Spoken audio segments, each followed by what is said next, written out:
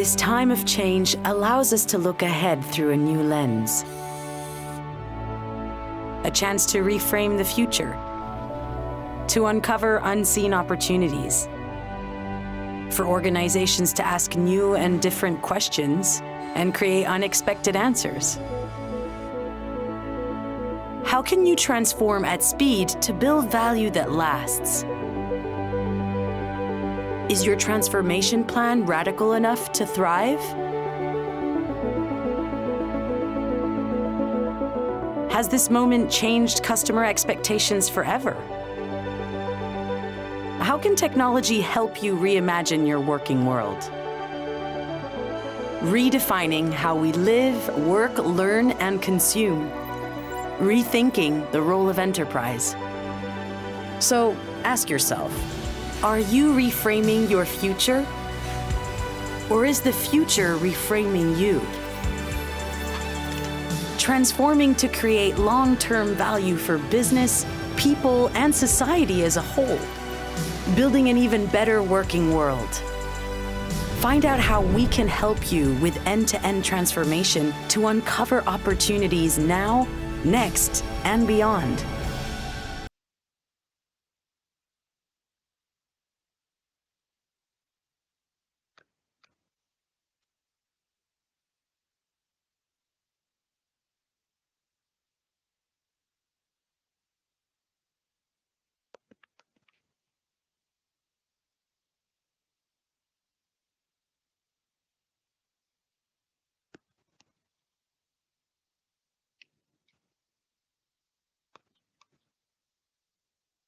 Bonjour tout le monde, Sabah al-Khir, good morning everybody. Je me présente, Hatem Ferikh, associé partner EY, et je serai le modérateur de notre webinaire d'aujourd'hui autour du baromètre des entreprises EY 2021.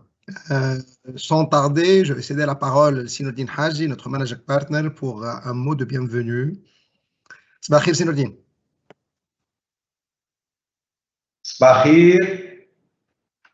Bonjour à toutes et à tous.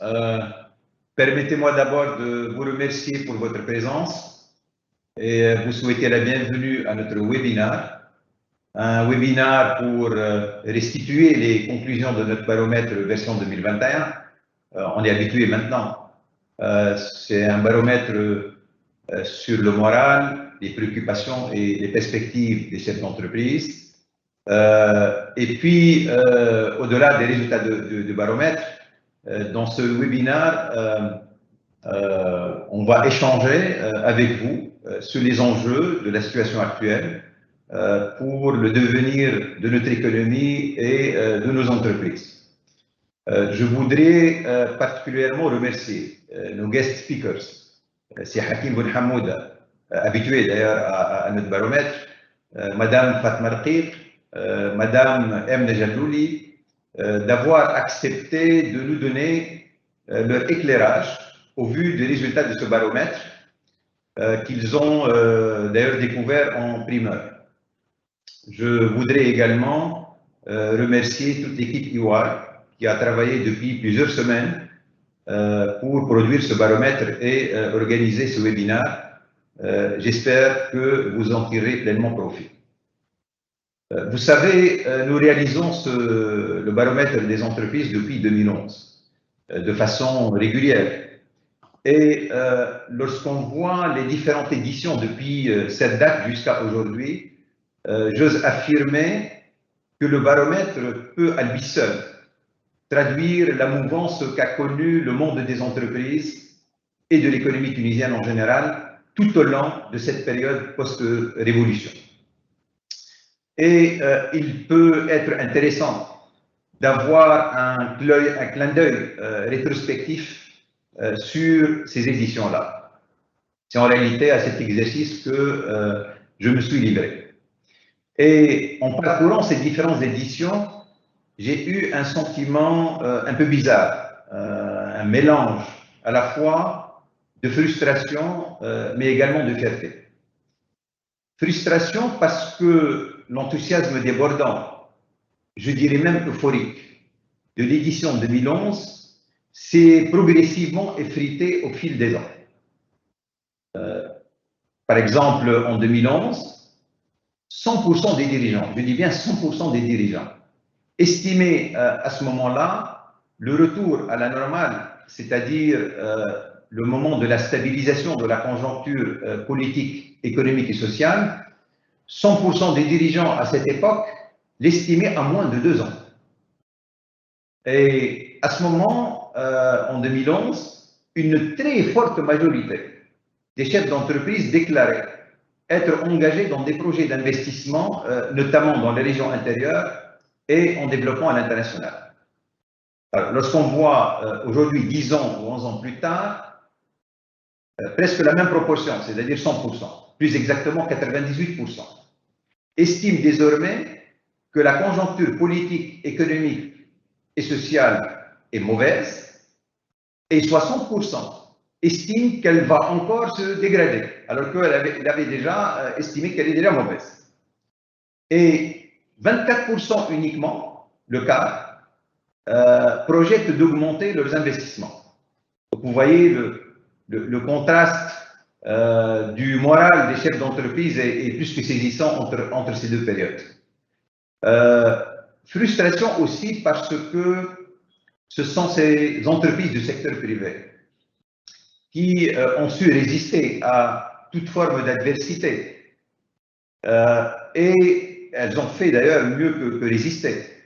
Et il me paraît très clair aujourd'hui que ce sont elles, et probablement seules, les entreprises du secteur privé, je veux dire, ce sont elles qui avaient créé, ou ont créé de la richesse et ont pu permettre d'une certaine façon à notre pays à rester encore debout. Pourtant, nous continuons à assister, peut-être avec une indifférence déconcertante, à la périclitation progressive d'une bonne partie d'entre elles. Un petit regard rétrospectif pour illustrer ces propos. En 2011, 70% des dirigeants d'entreprises estimaient que la survie de leur entreprise n'est en aucun cas menacée, quelle que soit l'évolution de la conjoncture. Aujourd'hui, ils ne sont que 19%. Vous voyez un peu l'écart également sur la capacité de résilience des entreprises. Frustration enfin, parce que lorsqu'on voit ce que nos entreprises font, malgré cette conjoncture fortement hostile, on ne peut pas s'empêcher de penser ce qu'elle aurait pu être capable de faire si le climat d'investissement, le climat d'affaires leur était favorable. Ou au moins, si on leur a fait l'économie des barrières qu'on s'emploie à l'heure de rester devant. Heureusement, il n'y a pas que la frustration, il y a aussi de la fierté. Et fierté parce que le baromètre continue, le baromètre 2021 aussi, continue à mettre en évidence des entreprises qui continuent à réussir malgré ce contexte. C'est des entreprises qui continuent à faire de la croissance, à faire de la forte croissance même. Des entreprises qui continuent à créer de la valeur, à offrir des opportunités à nos jeunes, à surfer sur la vague d'innovation de la bonne manière et à consolider leur position concurrentielle là où elles sont en train d'opérer. Ce sont des véritables success stories. Nous les retrouvons notamment dans le domaine des services, autour de la technologie, mais pas que autour de la technologie, dans des domaines de la santé, de la pharma, dans le domaine des industries agroalimentaires, dans le domaine, je dirais, des industries mécaniques, électriques, électroniques, essentiellement destinées au marché extérieur. Elles ne sont pas nombreuses, ces entreprises, certes, mais ce sont ces entreprises-là qui sont capables de tirer vers le haut une bonne partie de notre tissu entrepreneurial. Et lorsque nous couplons cela avec l'émergence de cette nouvelle génération de jeunes, de nos jeunes talentueux, créatifs, qui ont contribué à faire ou à créer un écosystème de start-up innovantes des plus performants dans la région, parce qu'en couplant, j'allais dire, ces deux facteurs, je dirais que nous avons de quoi être fiers Et nous avons de bonnes raisons pour rester optimistes pour l'avenir de notre pays et l'avenir de notre économie, l'avenir de nos entreprises.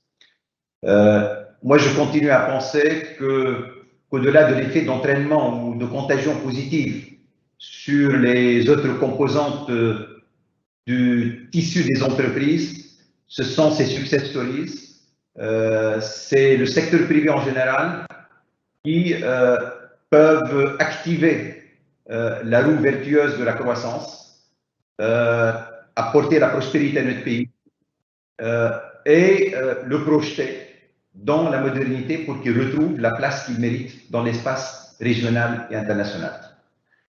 Et finalement, on peut se poser la question, que demandent les chefs d'entreprise pour cela? Pas grand-chose en réalité.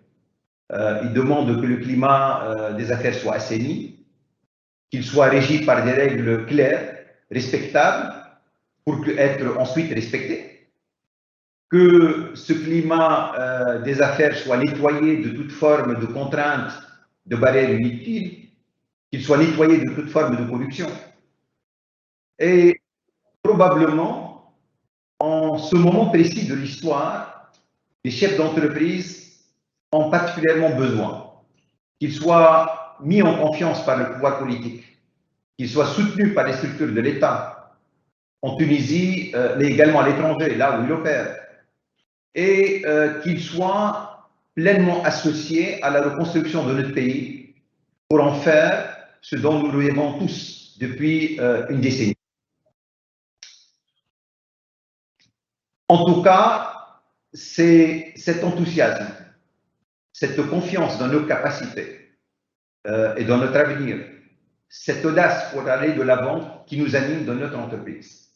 EY Tunisie depuis des années et nous employons de notre quotidien à transmettre cet enthousiasme, cette confiance et cette audace à nos clients et à l'ensemble des opérateurs économiques. EY, c'est vrai, c'est une petite entreprise en termes de taille par rapport à l'économie, mais peut-être avec un impact plus que proportionnel à sa taille. Je l'ose espérer au moins. Nous continuons à investir dans nos activités professionnelles et nous avons décidé de le faire d'ailleurs dans les plus forts moments de doute. C'était en 2012-2013. Et je peux vous dire que ça paye vraiment. Pour preuve, en 2014, nous étions 160 professionnels environ.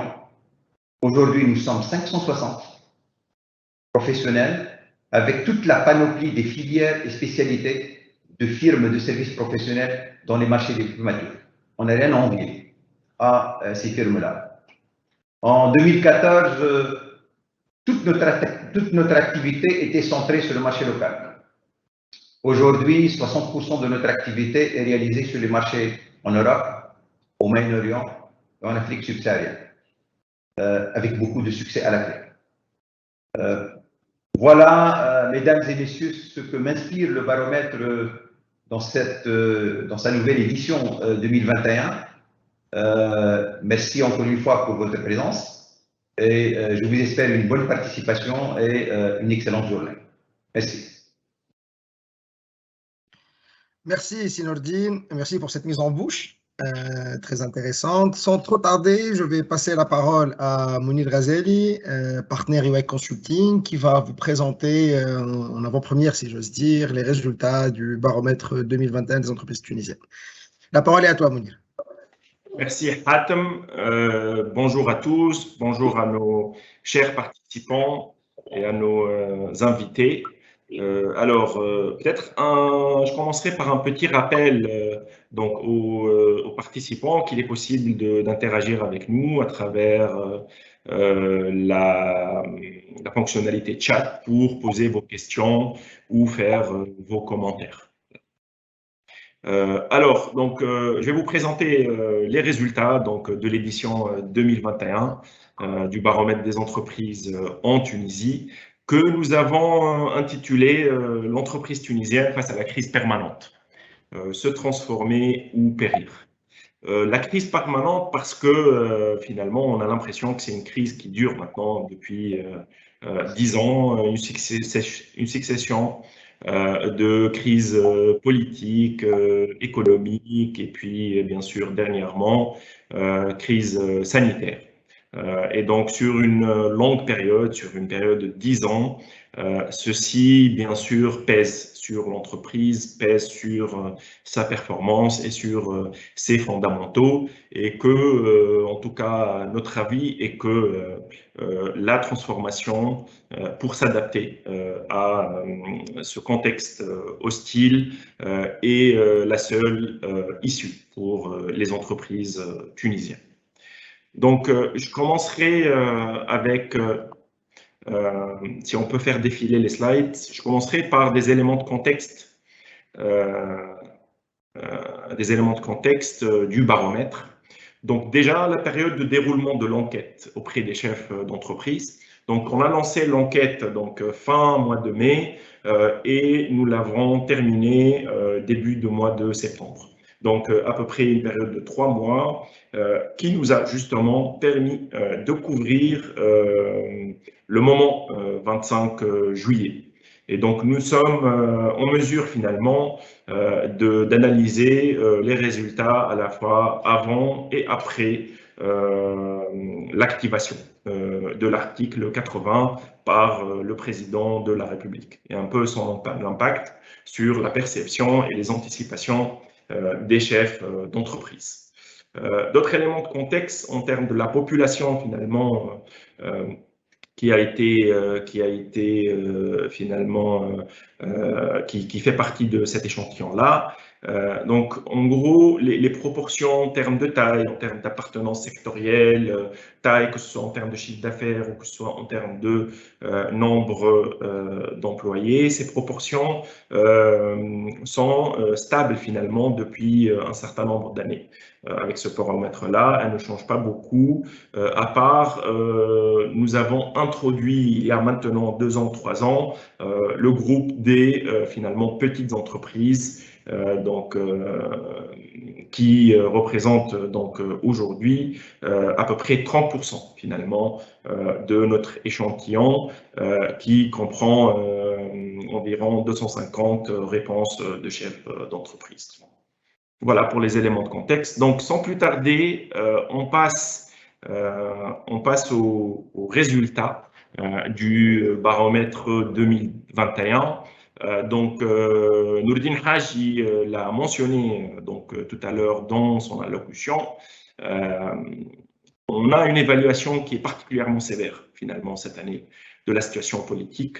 Donc, 82% des chefs d'entreprise estiment finalement que la situation politique est mauvaise. Cette proportion, elle était de 47% l'année dernière. Donc, on voit à quel point finalement la succession de blocages, de crises politiques qu'on a connues finalement cette année ont impacté la perception des chefs d'entreprise. Ces niveaux-là, ce sont des niveaux qui n'ont jamais été atteints finalement dans les précédentes éditions du baromètre. Et cette évaluation, finalement, elle se poursuit à finalement la situation économique et sociale de la Tunisie, où 69% des dirigeants estiment que la situation économique et sociale est mauvaise dans le pays. On passe donc de 41% à 69%. Bien sûr, ceci s'explique par le taux de croissance négatif qu'on a connu en 2020 et qui est de l'ordre de presque moins 9%, qui est un taux qui est le pire niveau de finalement croissance qui ait jamais été atteint depuis l'indépendance finalement de la Tunisie. J'avance maintenant vers des éléments finalement plutôt de projection ou de prévision des chefs d'entreprise par rapport à l'évolution de la situation économique et sociale dans le pays. Là, finalement, 43% des dirigeants s'attendent à une forte dégradation de la situation économique. Donc, on a doublé, un peu plus que doublé par rapport à l'année dernière. Donc, on voit très bien que les anticipations des chefs d'entreprise finalement, elles sont donc négatives pour l'année à venir. Si on fait un zoom ou on fait un découpage finalement de ces résultats avant et après 25 juillet, on voit que, donc c'est le graphique en bas à gauche, et en jaune, ce sont les résultats post-25 juillet. On voit que finalement, alors qu'on avait 49% avant 25 juillet qui s'attendent à une forte dégradation, ils ne sont que 29% à l'avoir pour les répondants de post-25 juillet. Et que finalement, on a un 33% de dirigeants d'entreprise qui s'attendent à une légère amélioration de la situation parmi les répondants du post-25 juillet. Donc, on voit que le moment 25 juillet a permis finalement un certain optimisme de la part des dirigeants d'entreprise, mais on voit que c'est un optimisme qui reste prudent et à juste titre, parce que même si on a une nouvelle réalité politique qui a été créée post-25 juillet, pour que ça se prolonge en fait au contexte économique et au contexte social du pays, il y a un besoin de réformes de fond, de grande ampleur, pour que ça se concrétise. Et que si on voit, par exemple, le délai qui a été pris, par exemple, déjà pour nommer un chef de gouvernement, donc un délai de plus de 2 mois, on voit très bien que le rythme, finalement, avec lequel nous avançons est un rythme qui reste très long. Alors, donc, on pose également, finalement, la question, alors, excusez-moi, je reviens au bon endroit, voilà. Là, on passe un peu à l'évaluation de la situation interne des entreprises. Pour l'évaluation interne de la situation des entreprises, donc, on voit que finalement, cette situation interne des entreprises, elle est très impactée par le contexte économique du pays et que nous avons juste 1% finalement de dirigeants qui considèrent qu'ils ont connu une forte amélioration et juste 35% qui ont connu une amélioration de la situation interne des entreprises. On a un groupe stable d'entreprises qui ne change pas beaucoup finalement et qui se situe aux alentours de 45%, 46%, 48%, dépendamment de l'année. En revanche, on a un groupe qui est en train de prendre de l'importance, de l'ampleur, qui voit finalement la situation interne de leur entreprise en train de régresser et qui passe à 17% en 2021. Voilà. Donc, après, quand on pose la question au chef d'entreprise, au sujet finalement les éléments qui influencent le plus leur activité. Ces 3 éléments finalement ne bougent pas beaucoup sur les 2 dernières années. Et donc, on a l'évolution de la conjoncture économique et sociale, l'évolution de la situation politique et l'évolution du cadre d'investissement. Quand on dit cadre d'investissement ou climat d'investissement, bien sûr, c'est l'ensemble finalement des règles qui régissent et des lois qui régissent l'activité économique et de l'investissement dans le pays, donc le coût de l'investissement, la fiscalité, voilà.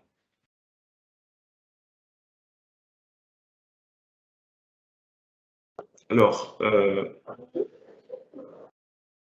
quand on pose la question justement par rapport à l'évolution de ce cadre des investissements, au climat d'investissement dans le pays, aux chefs d'entreprise, on voit que les anticipations de ces derniers vont vers le mauvais sens. Donc finalement, ils s'attendent à une forte dégradation du climat des investissements et donc ils sont 41% à estimer que ça va se dégrader fortement. Donc on passe de 18 à 41%.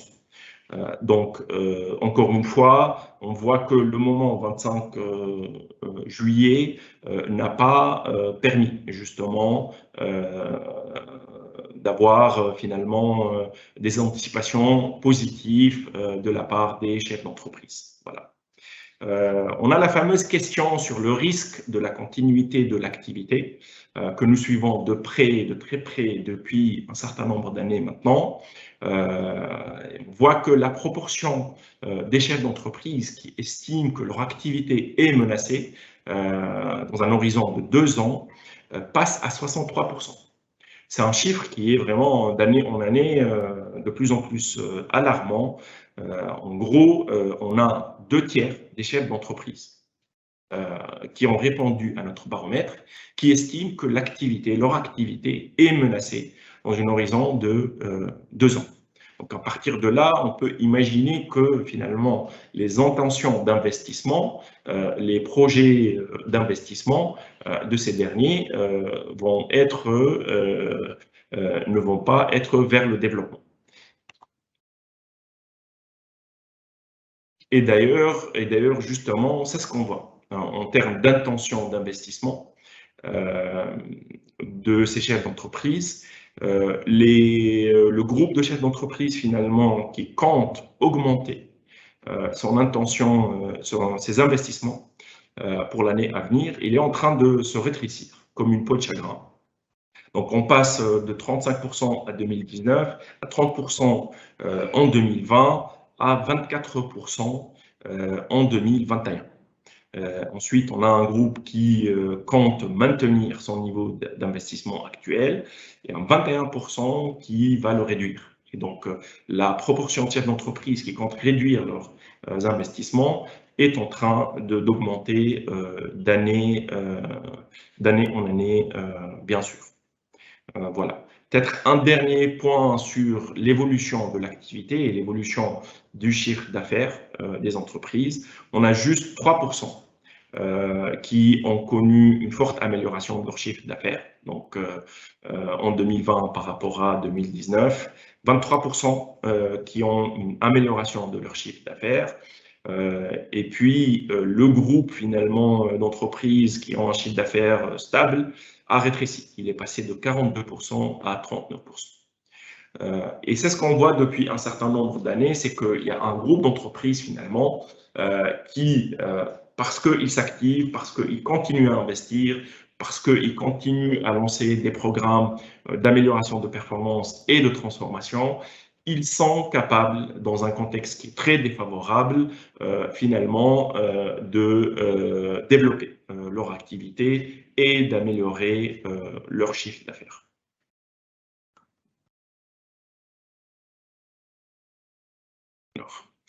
Par la suite, et c'est le focus finalement du baromètre de cette année, donc du baromètre 2021, on a demandé aux chefs d'entreprise de se projeter par rapport à la période, par rapport au monde et au contexte post-crise Covid-19.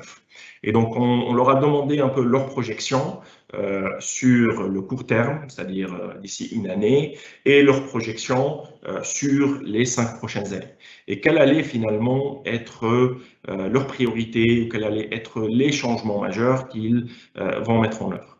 Donc, un plébiscite pour l'innovation et la croissance du portefeuille de produits et de services, et ensuite des changements ou des initiatives concernant la structure organisationnelle. Donc, on voit que l'innovation, et ça c'est le cas depuis plusieurs années, mais ça prend de plus en plus de l'importance, devient un sujet, une priorité aujourd'hui en Tunisie pour les chefs d'entreprise en Tunisie. Voilà. Quand on leur pose cette même question, mais par rapport à finalement aux 5 prochaines années, finalement, leur priorité ou les principaux chantiers finalement, c'est l'expérience client et offrir une expérience client qui est personnalisée.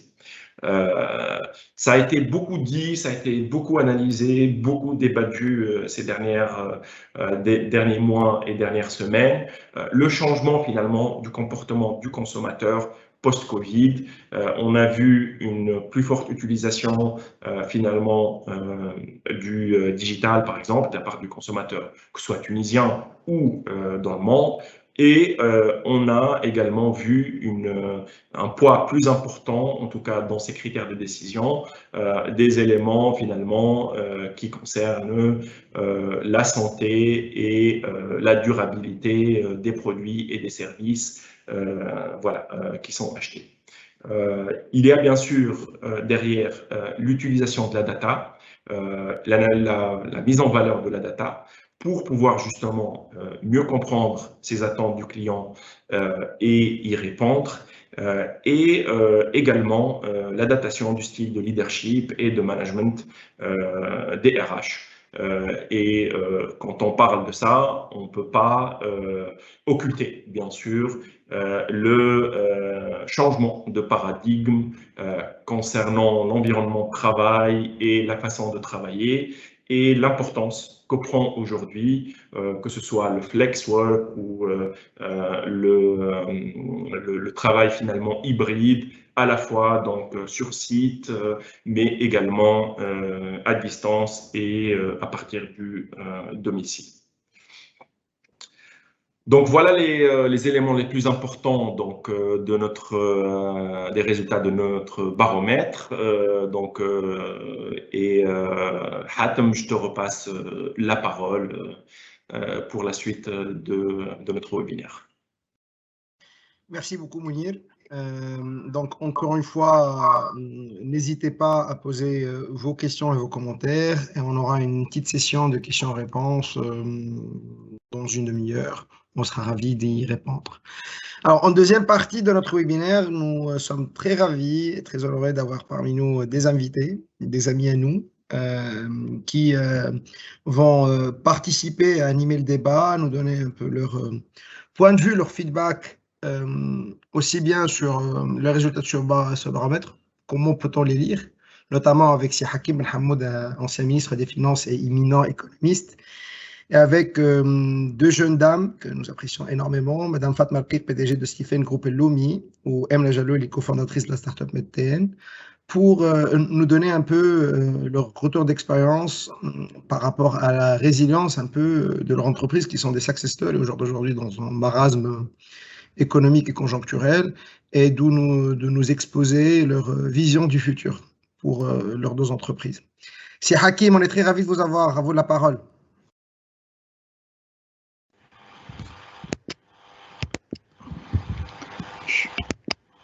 Ah là là.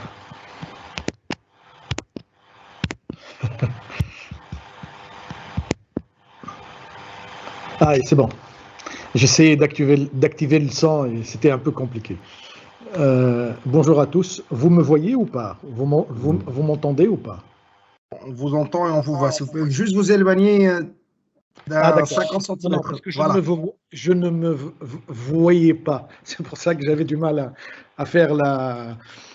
En tout cas, merci à tous et merci aux amis de EY, à Sem et à Nourdine et à toute l'équipe de EY avec qui Mariam, Hatem et toute l'équipe, et Mounir et toute l'équipe avec laquelle j'ai eu à travailler ces dernières semaines, enfin pour ce webinaire ces dernières semaines, mais bien évidemment une équipe dont j'apprécie les analyses et avec laquelle j'ai eu à travailler par le passé.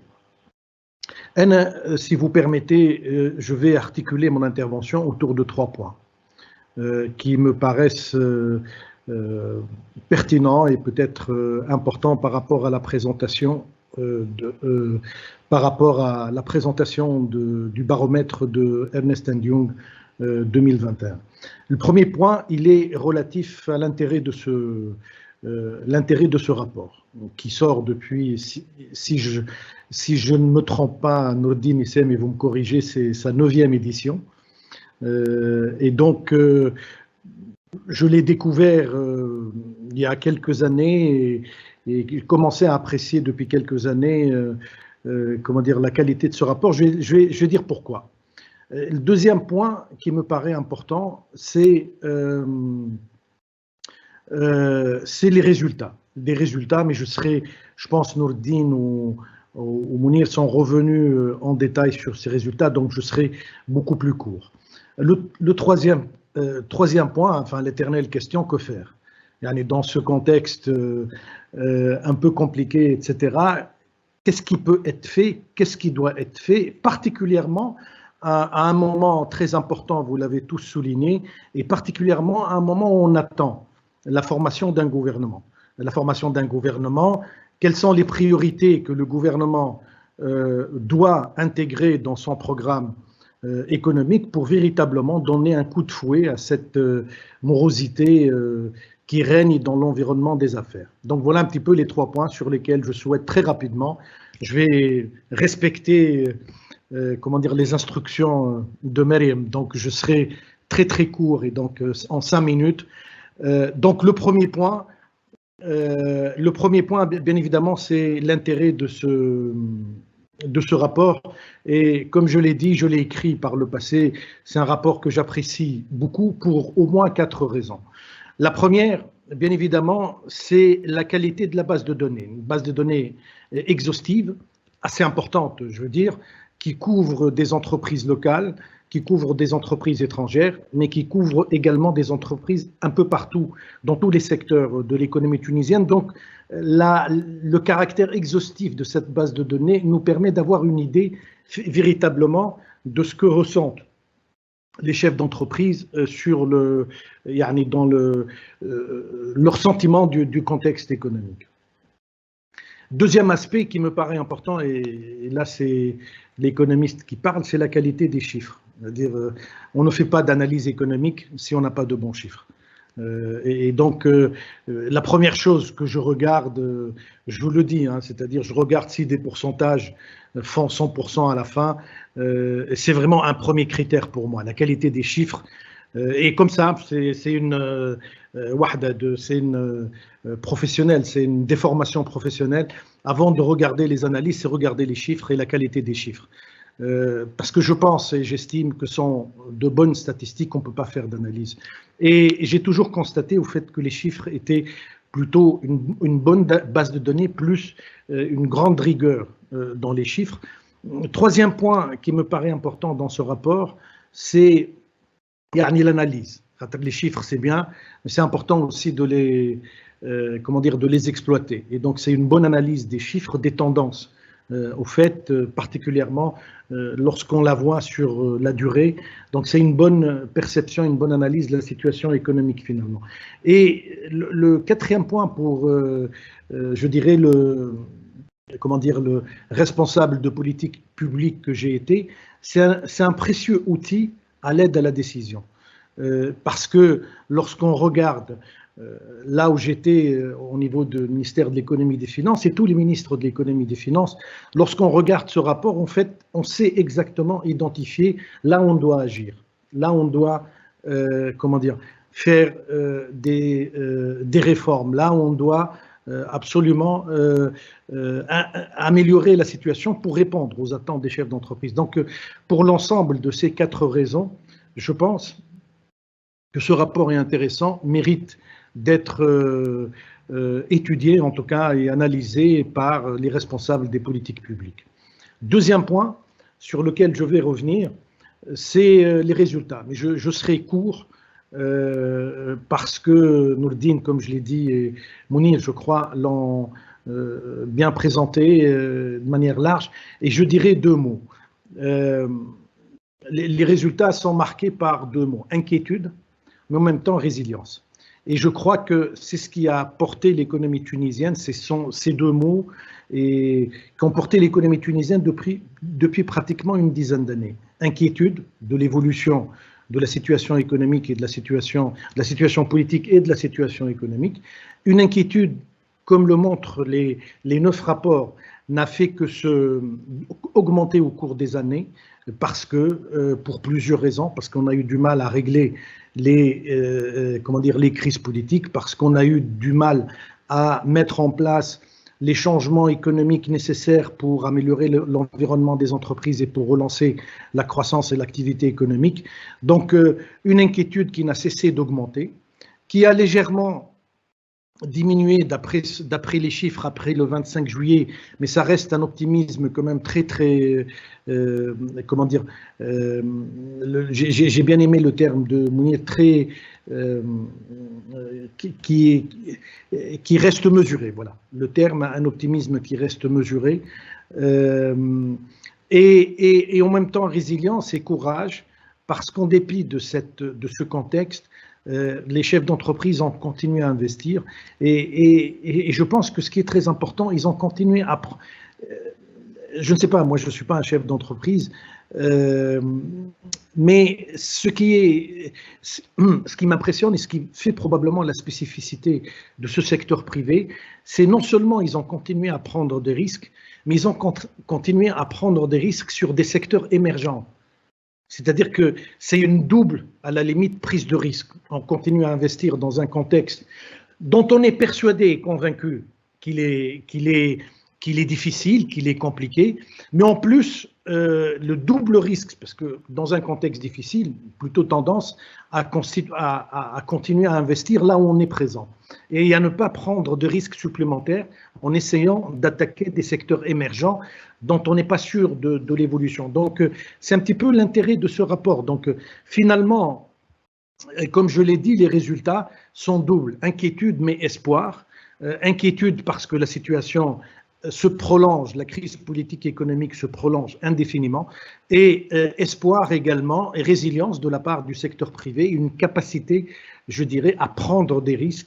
Et c'est ce qui fait que dans cette économie, comme l'a dit Nourdine tout à l'heure, dans cette économie, elle a été portée véritablement par bien évidemment un État moderniste rationnel dans ses grands choix de politique économique, éducation, santé, etc., mais également un secteur privé dynamique qui a pu prendre, dès qu'on l'a laissé faire, qui a pu prendre des risques et qui a surtout été véritablement le complément de l'œuvre de modernisation de l'État en s'attaquant à des secteurs, comment dire, à des secteurs émergents. J'étais un peu lent, mais je veux insister, c'est-à-dire nos entreprises tunisiennes ont été les premières à tenter la promotion des exportations en 72. Vous savez avec qui? Avec les Coréennes. Et comment dire, j'ose espérer si nos entreprises ont eu les mêmes, c'est les premières expériences dans le monde dans la promotion des exportations. Les premières expériences dans le monde, c'est la Tunisie et la Corée. Et mon regret, c'est qu'on ne leur a pas donné ce que les gouvernements coréens ont donné à leurs entreprises pour en faire aujourd'hui de grandes firmes multinationales. Je m'arrête là. Donc, sur le deuxième point, espoir, inquiétude, mais également espoir. Mon troisième point, et je serai court, que faire alors pour changer? Éternelle question depuis plus d'un siècle, que faire pour changer la situation et pour véritablement donner ce coup de fouet pour l'économie, pour la relance économique dans le contexte d'aujourd'hui. Cette question est d'autant plus pertinente que nous attendons d'un jour à l'autre, et j'espère que ça ne tardera pas trop longtemps, l'annonce du nouveau gouvernement, et donc on discutera les priorités économiques du nouveau gouvernement, mais moi je pense que le changement ou un important, je dirais, retour de bâton au changement d'environnement économique passera par trois éléments qui me paraissent importants dans les priorités de politique économique. Le premier, c'est la stabilisation macroéconomique. Stabilisation macroéconomique, vous allez me dire quel effet ça a sur l'environnement des entreprises. Ah ben, ça a beaucoup d'effets. Lorsqu'on stabilise l'économie, on réduit l'inflation et on n'a plus besoin d'une politique monétaire restrictive et on n'a plus besoin de taux d'intérêt très élevés, ce qui constitue pour les entreprises, je pense, quelque chose d'important, des taux d'intérêt qui favorisent l'investissement. Un cadre macroéconomique stabilisé, ça a de l'effet sur l'entreprise parce que imaginez aujourd'hui qu'on réduise de manière significative le déficit des finances publiques, eh ben l'État n'aura plus besoin d'aller sur les marchés pour emprunter ou pour émettre des BTA, et l'effet d'éviction qu'il est en train de faire depuis 2 ans aux dépens des entreprises, il ne pourra plus le faire et véritablement les banques vont se concentrer à leur métier fondamental qui est le financement de l'investissement et le financement de l'investissement des entreprises. Donc, premièrement, une stabilisation nécessaire, rapide, vigoureuse. Et cette stabilisation, elle est importante parce qu'elle va améliorer de manière significative, je pense, le contexte macroéconomique et par conséquent, elle sera favorable aux entreprises. Deuxième priorité qui me paraît importante, les réformes économiques. Vous en avez parlé, Nourdine en a parlé tout à l'heure, les réformes économiques. Parmi ces réformes économiques, elles vont réduire, bien évidemment, elles vont réduire, je pense, la dérive des grands déficits, notamment sur les subventions, les entreprises publiques, etc. Mais surtout, elles vont s'attaquer à l'environnement des entreprises. Toute cette question, tout ce débat sur les autorisations, et ce débat entamé par le dernier gouvernement, par le ministre Ali El-Khouali, le passage de réglementation très rigide à des autorisations beaucoup plus faciles pour attaquer des secteurs, c'est des réformes qui sont importantes, qui sont nécessaires, qui sont à faire. Troisième élément, et je finis, je m'arrête là, c'est reprendre les négociations avec le FMI puis avec la communauté internationale. C'est des négociations qui sont à l'arrêt depuis pratiquement le mois de juin, enfin le mois de mai, et moi je dirais que c'est des négociations qui sont vraiment à l'arrêt depuis le mois d'avril 2020 lorsqu'on a décidé d'arrêter l'accord de stand-by qu'on avait à l'époque avec le FMI. Donc je crois que c'est important de reprendre ces négociations parce que c'est un message au monde entier que la Tunisie est de retour et particulièrement ça va réduire nos contraintes économiques et ça donnera, je pense, un coup de fouet aux entreprises. Voilà, j'étais un peu lent, Mariam, je suis désolé, je n'ai pas respecté ta stricte instruction, mais en tout cas, c'était un plaisir d'avoir eu à lire ce rapport et de l'avoir eu à le commenter en présence des amis de EY et puis de dames chefs d'entreprise, c'est l'ère des femmes en Tunisie aujourd'hui, dynamique et valeureuse. Merci en tout cas. Merci Sidi Hakim. Fatma, je suis très ravi de vous avoir parmi nous, donc je vous passe la parole pour nous parler un peu d'une manière globale du secteur de l'agrobusiness, mais encore plus en détail de l'entreprise Stephen, groupe Lumi, votre retour d'expérience sur les 2 ans passés et puis quelles sont les pistes et les projections que vous voyez aussi bien pour votre entreprise que pour le secteur de l'agrobusiness d'une manière plus globale. À vous la parole. Merci, je vous remercie. Je suis aussi ravie d'être parmi vous aujourd'hui. Donc, je vais donc parler du secteur dans lequel j'opère. Le secteur agroalimentaire est reconnu pour être l'un des secteurs les plus résilients en cas de crise ou en cas de pandémie. Si on regarde la pyramide des besoins, le socle des besoins, c'est les besoins physiologiques, les besoins vitaux. Ça correspond à la respiration, la nourriture, l'eau. Donc, on est bien dans le vif du sujet. C'est stratégique de cette activité-là, de l'activité agroalimentaire pour l'économie de l'ensemble des pays du monde. Donc c'est un secteur qui est important. Maintenant, face à cette crise, face à la crise spécifique du Covid, le secteur a montré qu'il était résilient, mais il a aussi ses limites. En fait, il y a eu des transformations, il y a eu des perturbations importantes sur le marché qui ont eu des impacts et ces impacts, les opérateurs du secteur ont dû s'y adapter. Donc, quels sont les principaux impacts?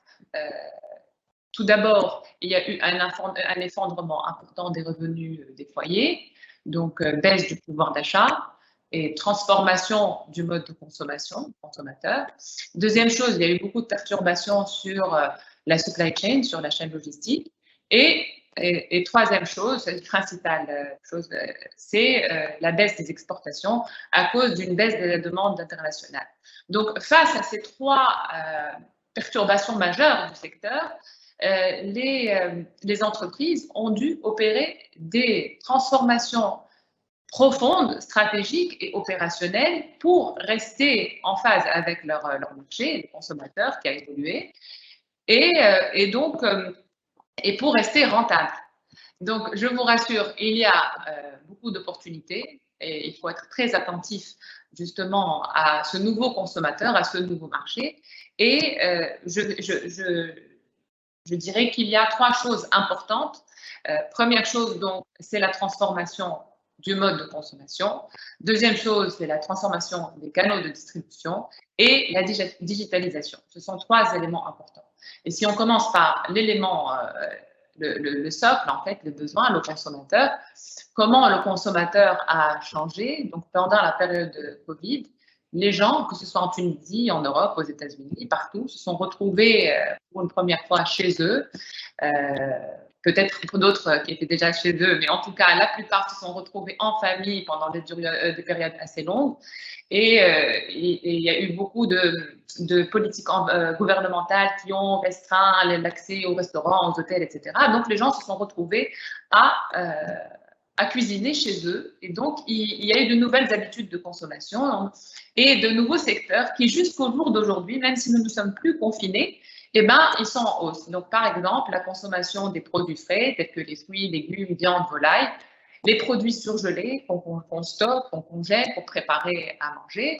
Et il y a aussi tout ce qui est aide culinaire, qui aide la ménagère à préparer rapidement des repas pour ses enfants ou pour sa famille. Donc première chose, donc c'est un changement au niveau du comportement, mais aussi les gens se sont trouvés stressés justement pendant cette période-là et ils ont dû rationaliser leurs achats.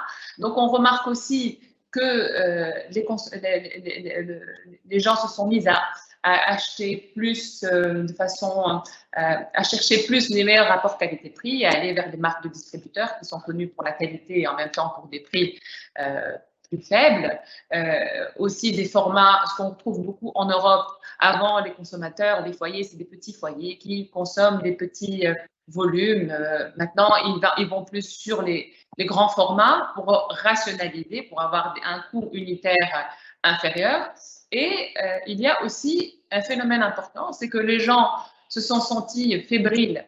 Aussi, ils ont eu peur pour leur santé et ils ont développé, ils se sont beaucoup intéressés à la qualité de leurs produits, à la valeur ajoutée du produit, ce qu'il apporte en termes de santé, tout ce qui est produits healthy, les produits bio. Donc, et on le remarque aussi en Tunisie, ces 2 dernières années, il y a eu beaucoup de développement sur ces secteurs-là. Donc, aujourd'hui, c'est important de pouvoir suivre et de proposer des produits de ce genre. En Europe et aux États-Unis, il y a aussi une tendance chez le consommateur qui est importante pour le producteur tunisien qui veut exporter, c'est qu'ils sont devenus très conscients de la politique éthique de l'entreprise. Donc aujourd'hui, c'est très important d'investir dans la RSE, c'est-à-dire la responsabilité sociale de l'entreprise.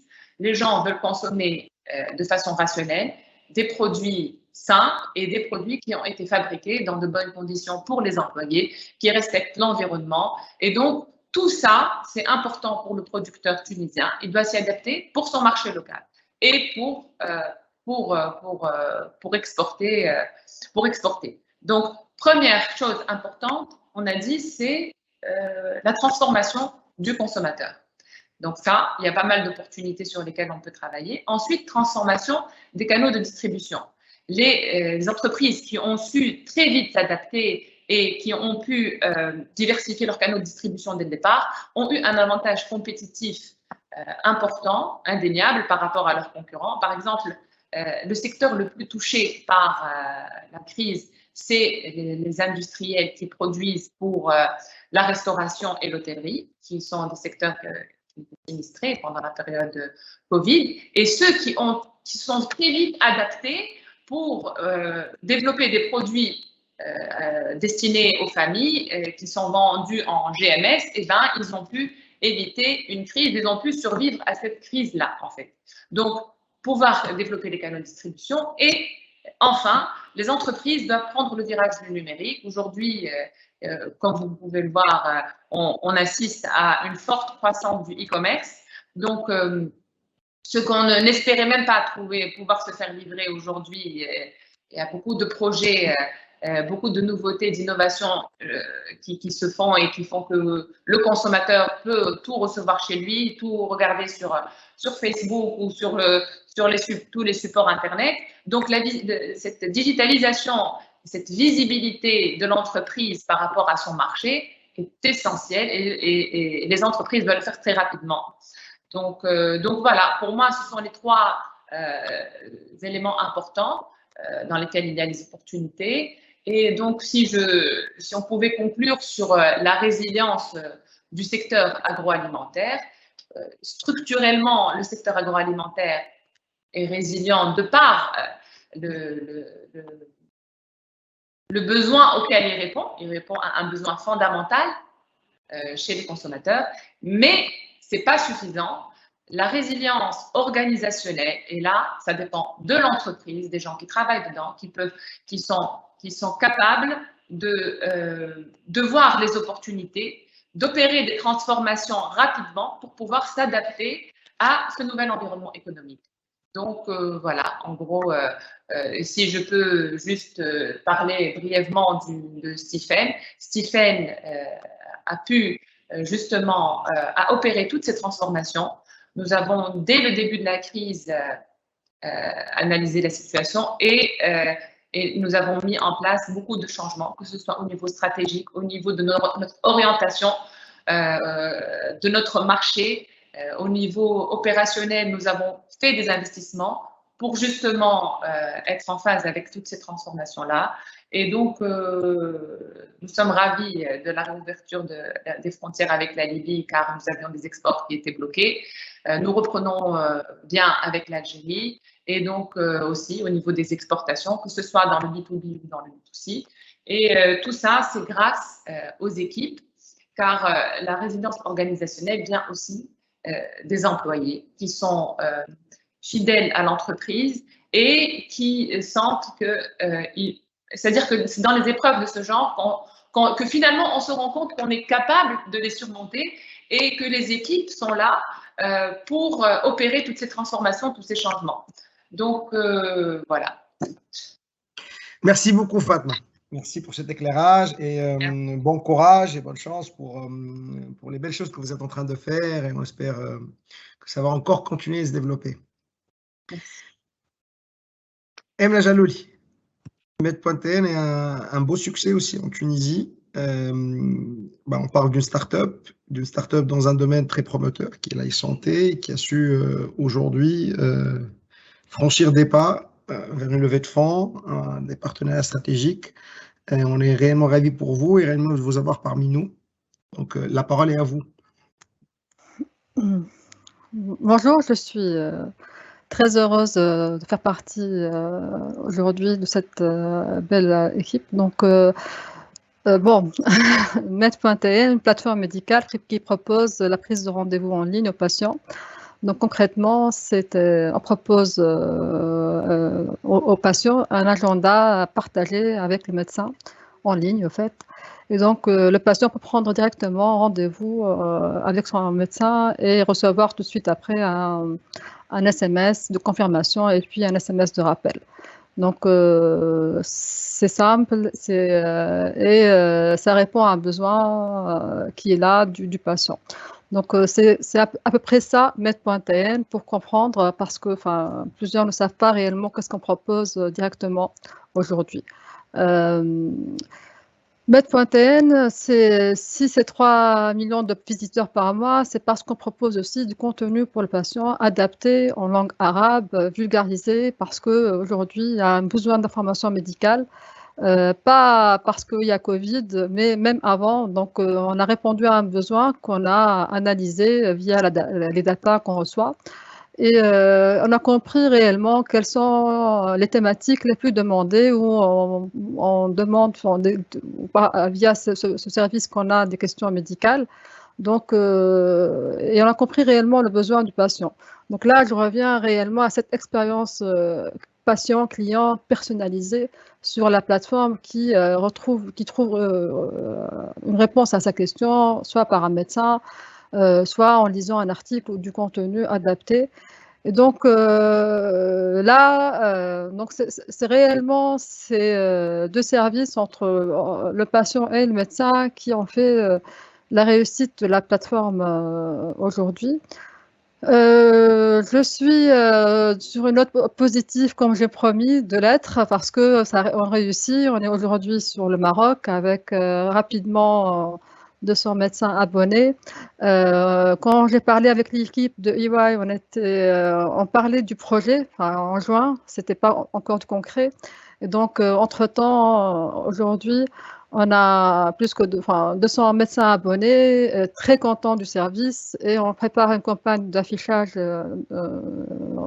grand public et radio aussi au Maroc. Donc, c'est une grande fierté. Donc, Med.ma, ce sera avec une grande campagne bientôt. Et c'est pour nous quelque chose d'extraordinaire parce que en 3 mois, on a pu réaliser ce qu'on a fait la première année en Tunisie. La frustration que j'ai aujourd'hui, c'est parce que finalement, si on parle de défis par rapport aux startups en général, je suis aujourd'hui au sommet France-Afrique et on nous parle de témoignages de startups qui ont été présentes dans ce grand combat contre le Covid. On cite aussi Doctolib avec des inscriptions en ligne pour les vaccins et tout ce partenariat public-privé qui a vraiment pu accélérer, être plus efficace. Et donc, on leur a fait confiance ailleurs et pas en Tunisie, et ça m'a un peu frustrée, mais je vais pas dépasser tout ça et être sur cette note positive qu'il faut vraiment croire dans cette innovation, dans cette jeunesse tunisienne, dans cette start-up, comprendre un petit peu leurs besoins, comprendre cette nouvelle économie, ce nouveau business model aussi, parce que c'est très rapide, c'est l'innovation, la digitalisation est là, elle est rapide, elle est efficace. En Afrique, c'est plus facile parce que moins de réglementation, moins de barrières réglementaires et ils vont quelque part nous dépasser rapidement. On les voit, il y a beaucoup de moyens, beaucoup de financement. On a cette ingénierie, on a ce niveau réellement d'ingénieur qui est extraordinaire, qu'il faut en profiter. Aujourd'hui, ils sont tous partis. Nous, pour les garder, enfin, on leur propose beaucoup d'avantages, mais je reviens à ce qu'a dit Fatma. C'est parce que réellement, aujourd'hui, on a besoin de nos employés, on a besoin de nos équipes, on a besoin de les encourager à rester en Tunisie parce que le niveau de vie aujourd'hui, c'est difficile. Donc, on n'arrive plus et ils ne voient pas réellement, surtout pour les ingénieurs ou les cadres supérieurs. Ça devient vraiment difficile et il faut pouvoir les retenir. C'est vraiment le plus gros défi de la Tunisie, je pense, parce que sans notre élite, nos cadres, ça va être encore plus difficile. Donc voilà, donc Med.tn aujourd'hui, Med.ma Maroc, l'année prochaine ce sera l'Algérie et puis l'Égypte. Donc c'est ce genre d'accélération, c'est possible dans ce domaine parce que c'est le digital, c'est cette force digital du e-health qui répond à un besoin là où on est. Là aujourd'hui, nous sommes tous connectés, on a changé nos habitudes, on a travaillé sur les webinaires.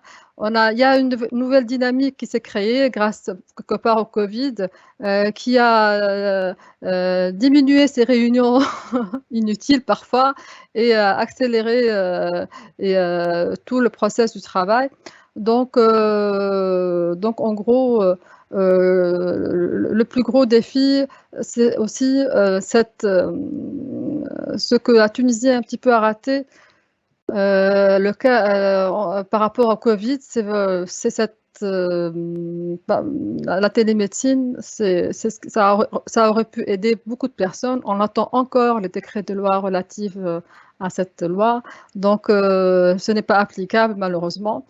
Alors que dans d'autres pays, comme le Maroc, l'Algérie ou d'autres, l'Algérie pas encore, mais le Maroc, oui, d'autres pays africains, c'est pareil. Donc, la téléexpertise, la téléconsultation, aujourd'hui, c'est quand même un atout indéniable pour même booster tout ce secteur. Et voilà, donc je suis optimiste par rapport à toute cette innovation, parce qu'on a des startups vraiment innovantes qui sont là. On a aussi le label Startup Act, tous ces mécanismes qui ont été mis en place pour pousser les startups à aller en avant, même s'il y a ces difficultés réglementaires. Le cadre aussi est un peu difficile, mais on peut y arriver, on y arrive. Et il faut y croire, c'est tout. Merci beaucoup, Em. Merci. Donc, on a débordé de 4 minutes par rapport à ce qui était prévu. C'est pas méchant, donc on est en train de tenir nos délais. Je vous propose d'animer une petite session de questions-réponses. Quelques questions, n'hésitez pas à en répondre, en reposer d'autres entre-temps. Donc, je voulais juste informer que M et merci beaucoup de se joindre à nous, le fait d'à partir de Paris. Moi, je suis au Côte d'Ivoire. On a beaucoup d'amis et d'invités qui sont un peu partout dans le monde qui nous ont rejoints. On nous a été plus de 140 personnes aujourd'hui autour de ce webinaire. Et notamment, c'est révélateur quelque part aussi du potentiel que nous offre cette nouvelle économie, ce nouveau mode de communication et de distribution et tout le potentiel qu'il y a derrière. Donc, merci encore une fois d'être présent pour tout le monde. Alors, la première, on a eu 2 questions qui tournaient autour de la date du 25 septembre et notamment sur, de 1, un détail sur le panel, quelque part, des personnes qui ont répondu avant le 25 et après le 25, s'il y avait une différence ou pas en termes de panel en termes de segmentation ou de qualification des répondants, et puis d'une demande sur quels sont réellement les points les plus saillants sur le changement de réponse ou d'attitude entre avant le 25 septembre et l'après 25 septembre. Mounir, peut-être je te donne la parole brièvement pour répondre à ces 2 questions. Alors, bon, bien sûr, le 25 juillet n'était pas planifié. On ne l'a pas vu venir, en tout cas. Donc, le déroulement de notre enquête qui a été fait sur une période de 3 mois, nous a permis de couvrir le post-25 juillet, mais nous sommes sur une proportion d'à peu près finalement 1 tiers post-25 juillet et 2 tiers avant. Voilà, ça c'est en termes de proportion. En termes pour répondre un peu aux questions, il y avait des questions autour de la PME justement et un peu comment est-ce que les réponses ou les répondants, les anticipations des chefs d'entreprise, chefs de PME diffèrent du reste du groupe. Alors peut-être l'élément le plus différenciateur finalement, c'est concernant le risque sur l'activité. C'est là où on voit une différence significative finalement entre la totalité du groupe et le groupe particulièrement de PME, et là où on voit que finalement le risque sur activité pour le groupe des PME dépasse les 70%. Alors que pour l'ensemble du groupe, l'ensemble de l'échantillon, nous sommes à environ 63% si ma mémoire est bonne. Voilà. Et ça, c'est compréhensible et on va dire un peu prévisible, vu que finalement, par sa taille, par ses caractéristiques, la PME, elle a peut-être moins d'assises financières que les grandes entreprises, et donc elle peut subir de façon plus grave finalement l'impact des crises et l'impact d'un environnement qui est globalement hostile. Voilà. L'autre question en fait était par rapport à si je me rappelle bien, par rapport aux anticipations finalement des chefs d'entreprise du secteur du tourisme et du secteur de l'immobilier. C'est quelque chose qu'on pourra approfondir, voilà, mais je m'attends à ce que finalement, c'est un groupe qui est tellement restreint dans notre échantillon, finalement les résultats ne seront pas nécessairement statistiquement voilà, significatifs. Voilà donc pour moi, Hatem. Parfait, merci beaucoup. Alors, nous avons une question macroéconomique. Je vais poser à Si Hakim, si encore parmi nous. Si Hakim. Nous avons une question de Si Mohamed Hajali qui dit qu'à l'international, on parle beaucoup d'économie post-Covid. Certains pays ont réussi mieux à s'adapter, à se préparer pour ce post-Covid. Quelles mesures la Tunisie, public et secteur privé, a pris? Et puis, quelles mesures l'État tunisien et nos entreprises devraient prendre dans cette logique de post-Covid? Vous m'entendez? Oui. Et est-ce que vous me voyez? Parce que moi, je ne me vois. Ah, et voilà, c'est bon. On vous voit. C'est bon. Non, c'est une question qui est très, très importante. Hein. Bien évidemment, on a parlé de l'économie post-Covid et il y a plusieurs aspects dans cette question. Il y a bien évidemment un aspect qui concerne les entreprises et Fatma et Emna pourront probablement ou sauront certainement répondre mieux que moi, c'est-à-dire sur les changements opérés suite au Covid, notamment à l'accélération d'une digitalisation qui tournait en rond, sur une question qui est très importante. Alors, je fais un peu de pub. Hein. Je suis en train de publier un livre qui s'intitule, qui doit sortir en principe avant la fin de la semaine, Post-globalisation au temps du Covid-19, et qui sera dans les bibliothèques, librairies à Tunis, et puis qui peut être commandé par le lien FNAC pour ceux qui sont en France. Il y a eu aussi une transformation très importante à laquelle il faudrait être attentif, et j'étais très très attentif aux propos de Fatma et de Emna tout à l'heure, c'est-à-dire que c'est la fin d'une globalisation au fait d'hybrider le Covid du point de vue économique, et puis un recentrage au fait des chaînes de valeur qui étaient globales, un recentrage plutôt sur des dimensions régionales. Et moi, j'ai toujours rappelé depuis l'année dernière les différents gouvernements tunisiens à véritablement tirer profit de cette réorganisation des chaînes de valeur, particulièrement du fait que la Tunisie, comme il a été expliqué, a un potentiel énorme en termes de compétences, en termes de savoir-faire, en termes d'expérience industrielle, et véritablement bénéficier de cette réorganisation, parce qu'on s'est rendu compte qu'une pandémie globale mettait en cause au fait ou carrément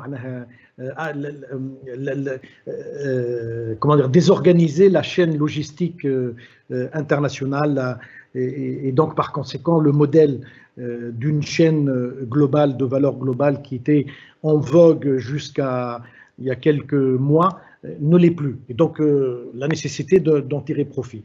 Sur l'aspect macroéconomique, par contre, sur l'aspect macroéconomique, et je pense que c'est là où le bas blesse, si vous regardez, c'est-à-dire que si on regarde aujourd'hui la croissance dans la région MENA et dans le monde d'une manière générale, on constate une chose: ceux qui se sont attaqués le plus tôt à la pandémie, c'est ceux qui ont véritablement enregistré une sortie de l'économie, de la crise du Covid et de la pandémie le plus vite possible. Vous regardez tous les chiffres, malheureusement, et donc pour beaucoup de pays, au fait, la crise économique ou l'aspect de la crise liée au Covid a duré durant l'année 2020. Moi, je pense en Tunisie, on le voit avec les chiffres de 2021 et les projections, c'est que nous aurons perdu 2 années de croissance du fait du Covid. Non seulement du fait du Covid, et du fait qu'on a été, en 2021, la gestion du Covid a été un échec, de la pandémie a été un échec total. Nombre de morts, on n'est pas loin des 30 000 décès, Allah yarhamhum, mais surtout,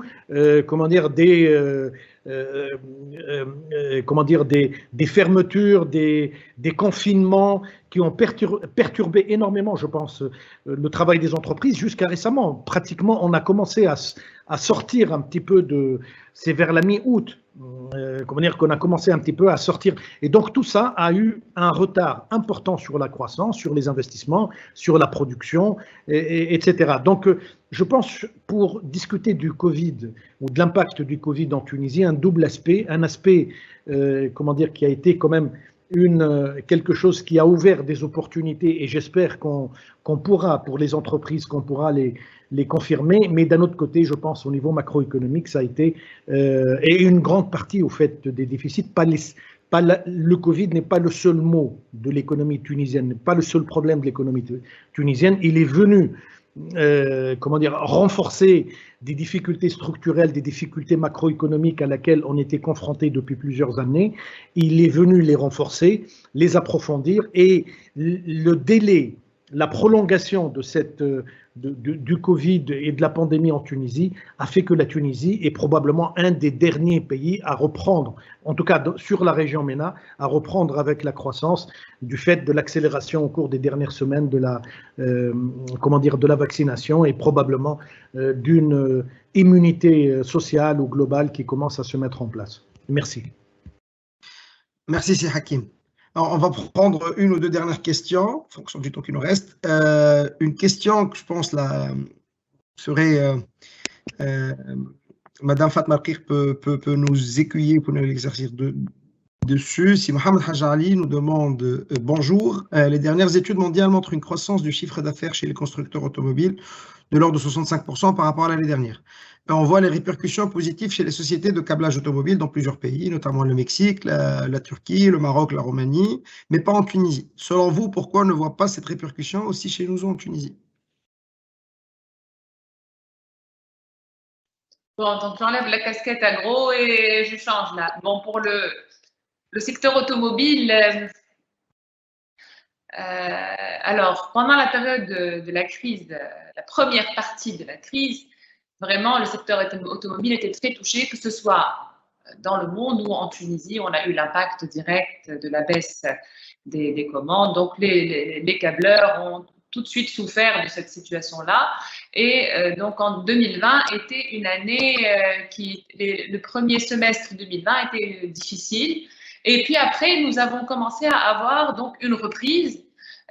On sait que les gouvernements en Europe ont beaucoup aidé leur secteur automobile. Donc les constructeurs ont repris, et nous avons revu une hausse, donc une remontée en cadence dans notre production. Donc ce qui a pu sauver l'année en 2020. 2021, nous avons commencé avec des prévisionnels assez importants en hausse. Mais aujourd'hui, nous ne sommes pas les seuls à souffrir, car il y a une crise majeure sur les semi-conducteurs. Donc, c'est la crise des semi-conducteurs aujourd'hui qui freine le secteur automobile dans le monde, et partout dans le monde, je ne suis pas d'accord que nous sommes les seuls, les équipementiers souffrent de cette situation, puisque finalement, c'est des industries qui ont des charges fixes très importantes, beaucoup de main-d'œuvre, beaucoup d'investissements, beaucoup d'achats. Et donc, quand on se retrouve face à des situations où d'un seul coup, les clients baissent leur prévisionnel, forcément, les entreprises deviennent en difficulté face à un sureffectif, face à beaucoup de charges, etc. Donc, mais je ne pense pas que ce soit le cas seulement de la Tunisie. Il faut savoir que ce sont des effets mitigés. Les clients ne sont pas tous à baisser leur prévisionnel. Ça dépend. Dans les autres pays aussi, j'imagine, ils sont touchés de façon mitigée. Donc, le secteur globalement est touché par cette crise-là qui était supposée, on pensait que fin 2021, la crise des semi-conducteurs allait se terminer. Apparemment, les pronostics sont plutôt pas très optimiste et probablement ça durera même en 2022. Voilà. Merci beaucoup, Fatma. Donc, on va s'arrêter là en termes de questions, réponses. Merci à vous tous pour essayer de respecter le timing qu'on s'était fixé. Je souhaitais encore remercier tout le monde.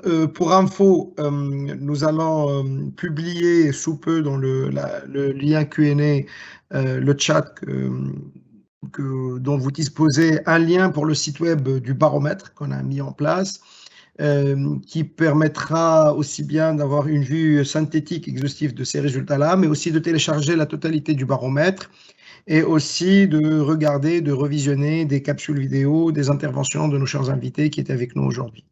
Donc, encore une fois, merci pour tout le monde et je passe la parole à Sissé Misewi, senior partner EY Consulting, pour le mot de la fin. Merci à vous tous. Merci, Hatem, merci à tous pour votre présence et merci à nos invités pour leur contribution.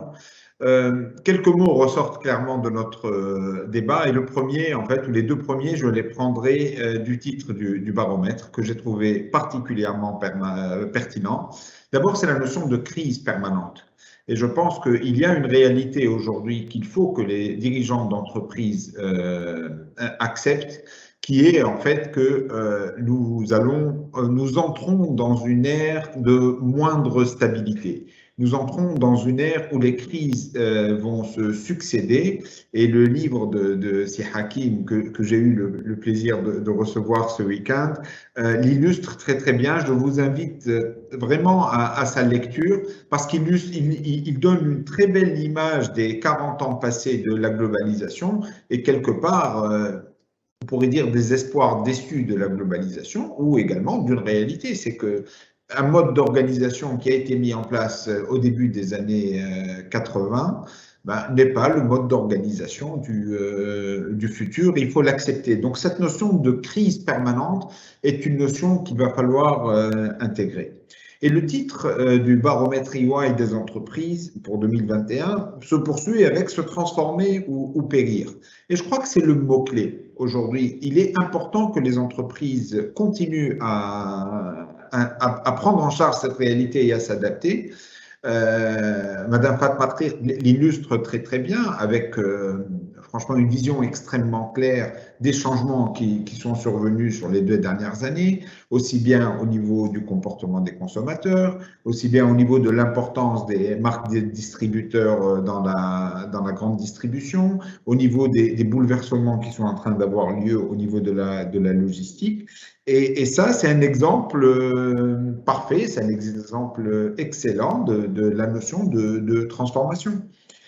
Ensuite, ce qui est intéressant dans le baromètre, c'est les axes de développement. Et dans ces axes de développement, il y a l'innovation, il y a la croissance des produits et des marchés. Et je crois qu'Emine Jaloul illustre très bien cette notion d'innovation. On rebondit sur une crise qui est la crise Covid. On lance la plateforme med.tn. On sent également que dans med.tn, il y a plusieurs arcs au corps de med.tn, puisque là, il y a la prise de rendez-vous en ligne, mais on pointe également toute l'opportunité qu'il peut y avoir au niveau de la télémédecine, on pointe également les opportunités qu'il peut y avoir au niveau du déploiement au niveau d'autres pays, et donc le déploiement réussi au niveau du Maroc. Donc là aussi, on retrouve à travers le débat que nous avons eu l'illustration de ce qu'apporte le baromètre, notamment à travers les axes de développement. Ensuite, le débat met en évidence et rebondit sur un élément clé du baromètre qui est le partenariat entre le secteur public et le secteur privé. Il peut y avoir bien sûr un effet de lassitude et de déception de la part du secteur privé par rapport à cet élément-là. Mais je vais prendre déjà le terme partenariat dans son sens le plus global. Et si Hakim met en tête des priorités la stabilité macroéconomique et illustre très bien que dans cette stabilité macroéconomique qui est recherchée, l'idée n'est pas uniquement d'être rigoriste en termes de politique monétaire, mais c'est beaucoup plus d'illustrer à quel point l'entreprise a besoin de cette stabilité pour qu'elle puisse agir dans un environnement apaisé, dans un environnement qui n'est pas inflationniste, dans un environnement où l'État n'est pas le grand consommateur des disponibilités et des liquidités qui existent au niveau du secteur bancaire, mais donc pour faire place à un environnement favorable aux entreprises.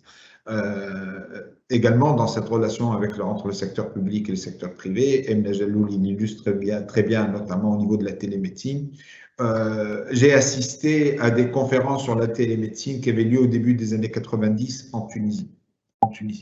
30 ans après, on n'est pas loin du statu quo total. Fatma Rtif évoque également l'importance du public dans le fait de faciliter l'environnement des entreprises, notamment avec la réouverture des frontières, notamment la Libye, je veux dire, un pays tellement important pour le commerce et pour l'industrie tunisienne. Donc voilà, un grand message vis-à-vis du secteur public, que ce soit au niveau de l'environnement général, l'environnement politique, mais également des messages beaucoup plus concrets qui ont été apportés à titre d'illustration au cours de notre débat. Donc c'est vraiment un enrichissement important. Et je terminerai donc par le commencement de notre webinaire que Mariam Bahri, que je remercie, ainsi que toute son équipe, a projeté, qui était Is the future reframing you or are you reframing your future?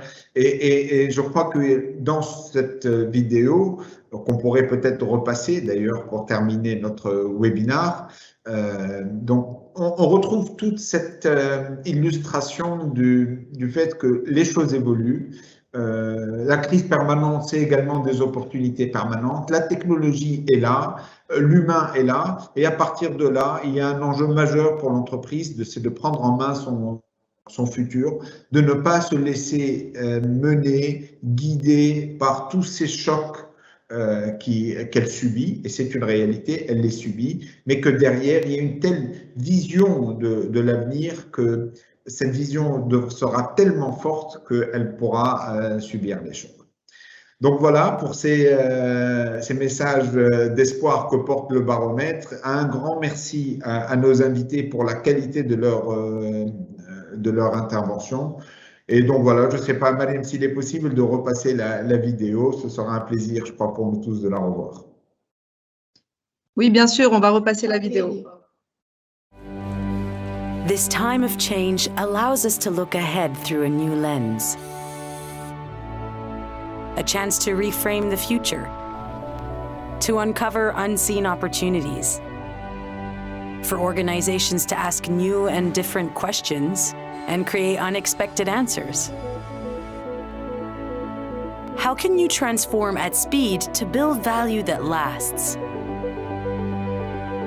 Is your transformation plan radical enough to thrive? Has this moment changed customer expectations forever? How can technology help you reimagine your working world? Redefining how we live, work, learn, and consume. Rethinking the role of enterprise.